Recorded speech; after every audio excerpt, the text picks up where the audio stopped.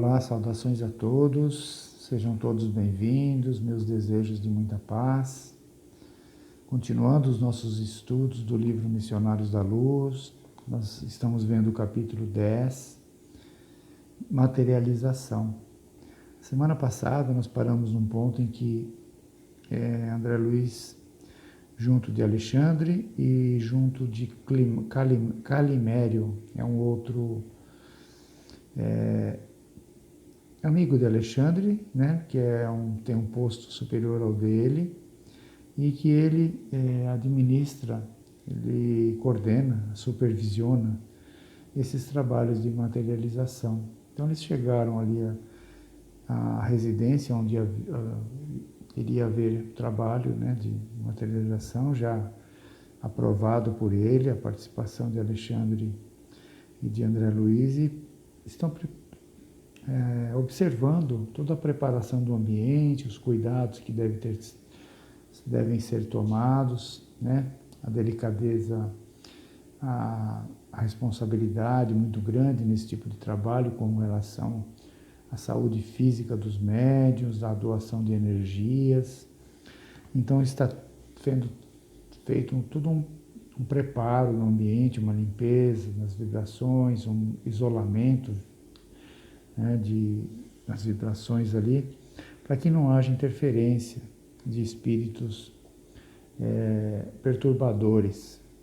E ali eles estão fazendo esse cordão de isolamento, e aí é dito, e o André Luiz fica admirado disso, né, e pergunta para o Alexandre, porque se é feito todo esse trabalho no plano espiritual, ele pergunta se também no plano material não deveria ser feito.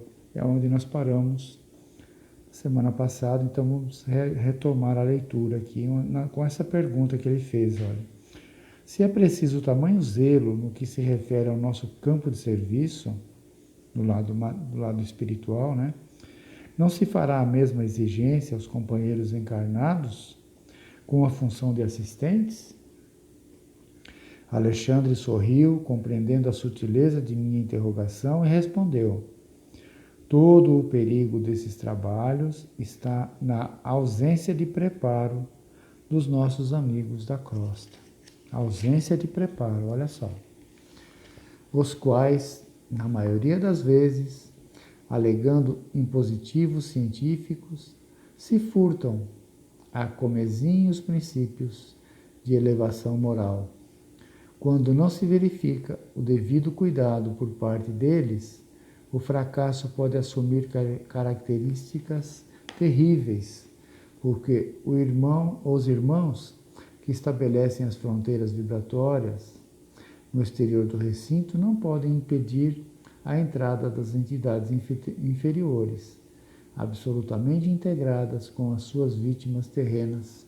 O que ele está dizendo aqui, então, é que quando os encarnados não tomam os cuidados necessários, né, da elevação, ele fala aqui, né, se furtam a comezinhos princípios, quer dizer, a princípios básicos, né, de fácil entendimento da parte moral.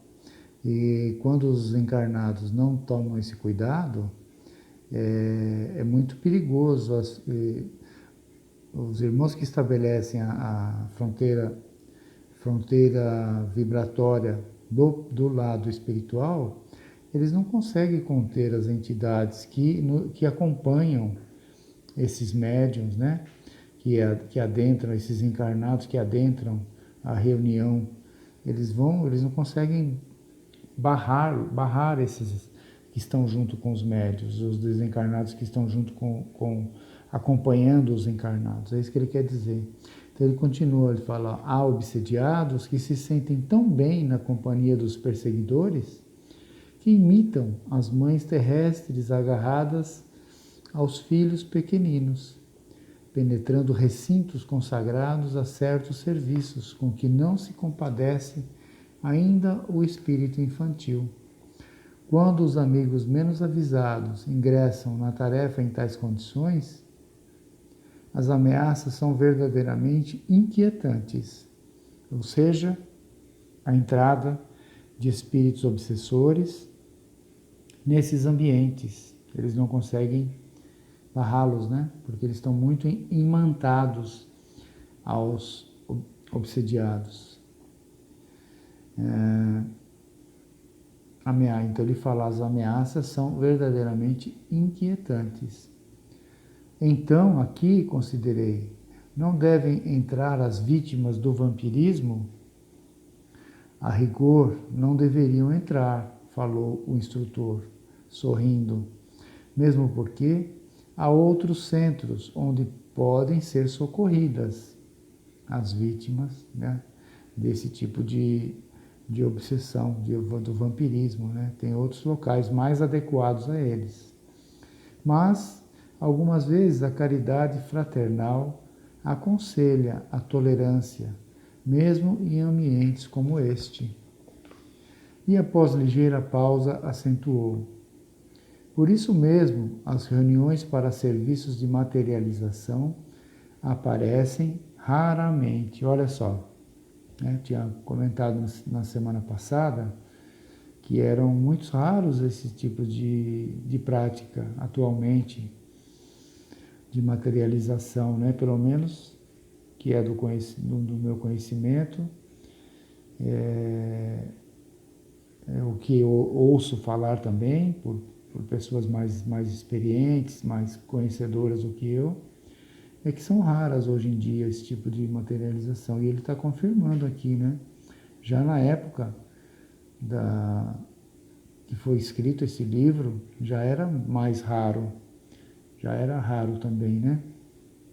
Então ele fala, por isso mesmo as reuniões para serviços de materialização aparecem raramente. A homogeneidade aqui deve ser muito mais intensa. Consagra-se a maioria de nossas atividades ao esforço na caridade cristã. Neste ambiente, porém, limita-se o trabalho a certas demonstrações da sabedoria espiritual. Os homens, contudo, em sentido geral, não sabem, por enquanto, compreender a essência divina de tais demonstrações e quase sempre acorrem a elas com o raciocínio acima do sentimento. Pelas inquietudes da investigação, perdem muitas vezes os valores da cooperação e os resultados são negativos. No dia, porém, em que conseguirem trazer o coração iluminado, receberão alegrias iguais àquela que desceu sobre os discípulos de Jesus, quando de portas cerradas, em sublime comunhão de amor e fé, receberam a visita do Mestre, perfeitamente materializado, depois da ressurreição, em casa humilde de Jerusalém, de conformidade com a narrativa dos Evangelhos. Então ele está chamando a atenção de novo a nossa falta de preparo para esse tipo de reunião, né? Muitas vezes é a curiosidade que nos move, é ali o fenômeno em si, não nos atentamos para a essência daquilo que vai ser feito ali no momento. A nossa curiosidade, o fenômeno que vai acontecer, a materialização. É isso que ele está dizendo. Ele usa o exemplo de Jesus, quando se materializou, né, depois da ressurreição, ele apareceu ali, como narra os evangelistas, né, os evangelhos, mas ali também, naquela época, foram poucos que presenciaram aquilo, né, pela condição também, nem todos tinham a condição de presenciar. Em virtude de haver Alexandre entrado em silêncio por alguns instantes, intensifiquei as minhas observações. Surpreendido, notei o esforço de 20 entidades de nobre hierarquia que movimentavam o ar ambiente. Em seus gestos rítmicos, semelhavam-se a sacerdotes antigos que estivessem executando operações magnéticas de santificação interior do recinto. Atendendo-me ao espírito de pesquisa, Alexandre esclareceu. Eles estavam vendo esses 20 espíritos, né?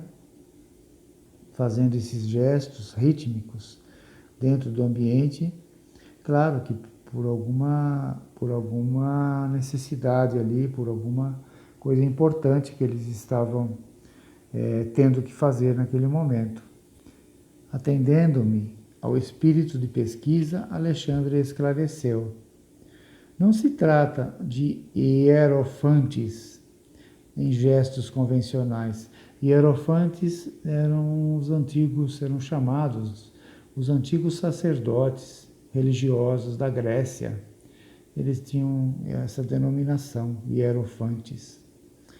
Temos ali esclarecidos cooperadores do serviço, que preparam o ambiente, levando a efeito a ionização da atmosfera. Olha só, eles estavam purificando a atmosfera, combinando recursos para efeitos elétricos e magnéticos. Nos trabalhos desse teor, reclamam-se processos acelerados de materialização e desmaterialização da energia. As entidades manifestantes no campo visual de nossos amigos encarnados quase sempre são criaturas eminentemente ligadas à crosta e aos seus planos de sensações. Mas os organizadores legítimos da tarefa em curso são verdadeiros e competentes orientadores dos planos espirituais, com grandes somas de conhecimento e responsabilidade. Não decorreram muitos instantes e alguns trabalhadores de nossa esfera compareceram, trazendo pequenos aparelhos que me pareceram instrumentos reduzidos de grande potencial elétrico, em virtude dos raios que movimentaram em todas as direções. Olha só, quando nós falamos, muitas vezes ouvimos também que nas sessões, nos centros espíritas, que os ambientes são preparados para nós, para que nós tenhamos um comportamento ali, o silêncio, boas conversas, bons pensamentos dentro de um ambiente que ele já foi preparado, é nesse sentido que é feito, né? Esse preparo, o plano espiritual, ele toma cuidado em preparar todo o ambiente físico para nos receber ali, para receber alguma reunião, algum trabalho que vai ser feito, né? Alguma sessão espírita, algum trabalho. Todos os trabalhos, na verdade, são feitos ali o preparo dos ambientes em que serão reunidas as pessoas, médiuns, e encarnados e desencarnados. Então, quando a gente ouvir que os ambientes estão preparados para nos receber, é isso que foi feito, algo parecido com o que ele está fazendo, a parte da purificação do oxigênio ali, da sala, a parte de usando instrumentos, tipo instrumentos elétricos para purificar o ar, purificar o ambiente, afastar ali e alguns espíritos que estão ali com o intuito de prejudicar mesmo, né? Com esse tipo de procedimento, eles também não se sentem bem e se afastam até, né?